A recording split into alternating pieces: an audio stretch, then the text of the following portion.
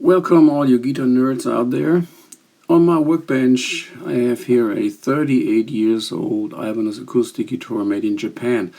Actually a very well made guitar, good looking, and the design reminds me a little bit of Gibson guitars.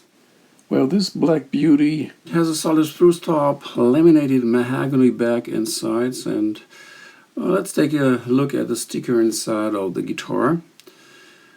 It says Model F360BK, made in April 1982, and look what I found. A 38 years old dust bunny. Nice. I have to keep in mind to put it back in the guitar after the job because it might be part of the outstanding sound of this instrument. Well, 38 years of string tension caused some serious issues. As you can see, the action is way too high. Neckreset would be the solution, but in this case I have to look for another option. There are two reasons to stay away from a Neckreset: the black color and a very thick finish. Taking out the neck will bear a high risk to ruin the look of the guitar. You can see another issue: the string tension pulled up the guitar top, and we have a nice belly here. And we're going to try to flatten the top with a system called Bridge Doctor. We take a look at this later. There are some cosmetics too. We have some fingernail marks in the fretboard, and the bridge looks quite ugly after all these years. Alright, here we can take a look at the tuners of this guitar. The gold plating is almost gone, but these tuners are made by Ibanez and called smooth tuners, and that's what they actually are. After 38 years they still work perfect. Okay, let's go to work. To get rid of the belly behind the bridge, the answer is not a diet. That even doesn't work in my case, but I'm going to try out a system called the Bridge Doctor. Here you can see a picture of a Breedlove guitar. These guys from Breedlove install a Bridge Doctor from the factory, and that keeps the soundboard in place and also enhance the volume and sound of the guitar, because the rod that touches the end block transfers the tone to the side and to the back of the instrument. That's the theory. We will see if it works. You can order a Bridge Doctor at Stu McDonald's, but there is no way to get one in Germany where I live. And to save time and money, I decided to make this piece from scratch. And you can see how I drill the hole for the nut in the spruce block. Another hole was already drilled through the block to fit the rod. Here I put the nut in place. And by the way, you can find the dimensions of the Bridge Doctor on Stuart McDonald's page. So this piece is made not after an educated guess. And yeah, before people get crazy, yes, I will sand the block to give it a better look and smooth out the surface.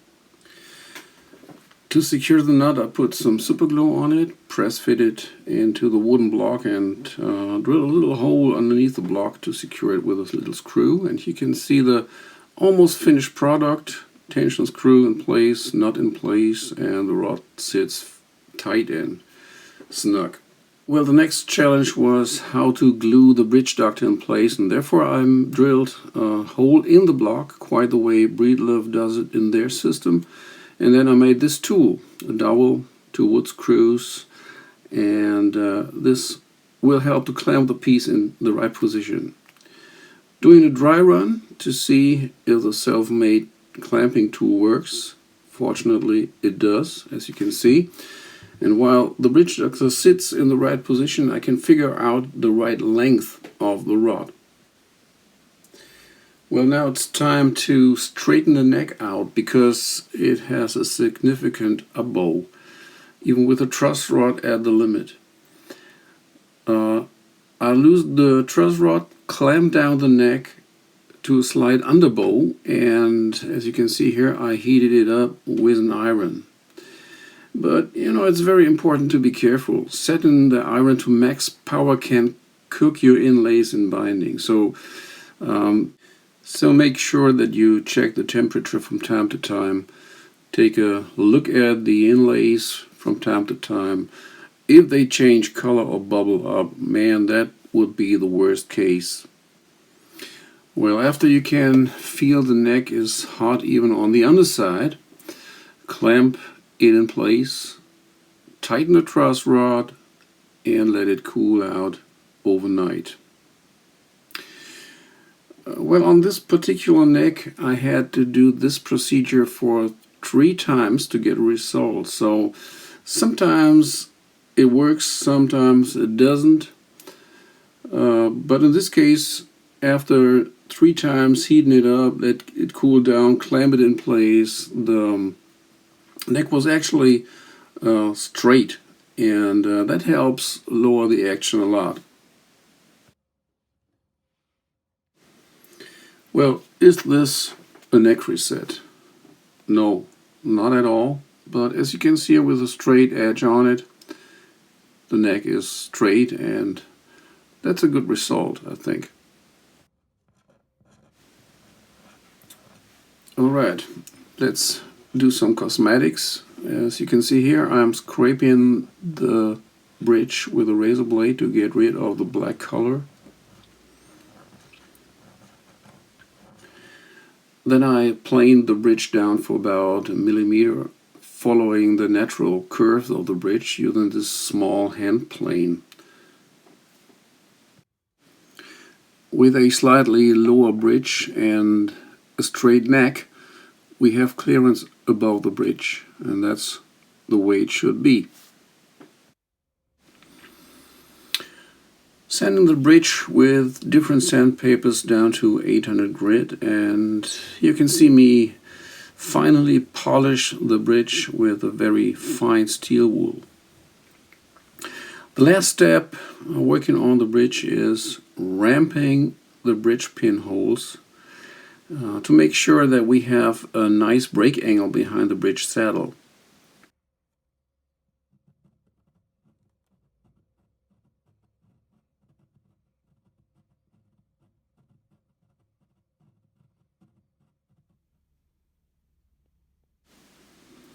Here's a look over the fretboard after I scraped it to smooth out the fingernail marks. Well, I think that turned out pretty nice.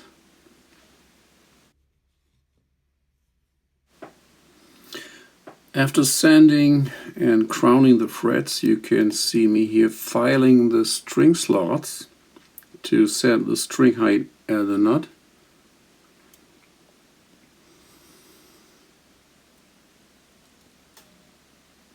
This job takes a lot of patience until everything is perfect.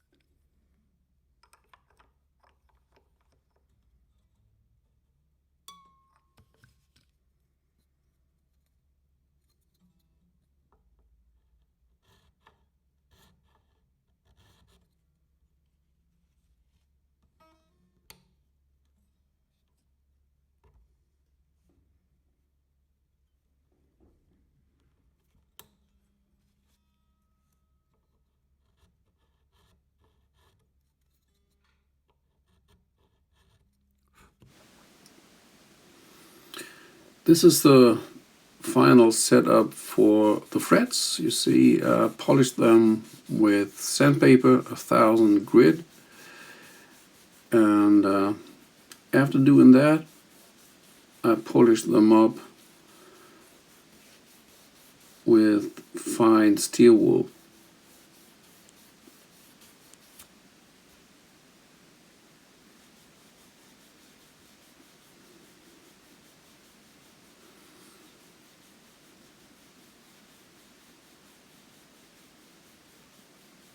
Yeah, that's good. Nice and shiny. Here I'm leveling and shaping the bone nut. Bone is my favorite material for nuts and saddles. They are perfect. After shaping it, I sand it with different kinds of sandpapers down to 800 grit, and finally polish it with fine steel wool off camera. Okay, it's time to check the action the first time, and as we can see here, it's very low. It might come up a little bit on the string tension, of course, but so far I'm very happy with the result. And for all your guys out there in America, I'll show you the same thing in inches, as you can see here. How about the bridge, Doctor? Does it work? Definitely yes.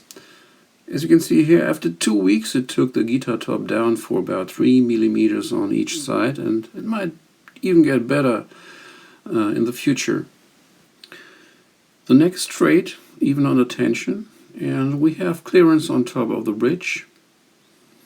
The bridge looks perfect, and there's a nice break angle behind the saddle. I think the guitar is ready to go. Time to put the dust bunny back in, and well, let's take a final look at the action. And even on the string tension you can see the action is perfect.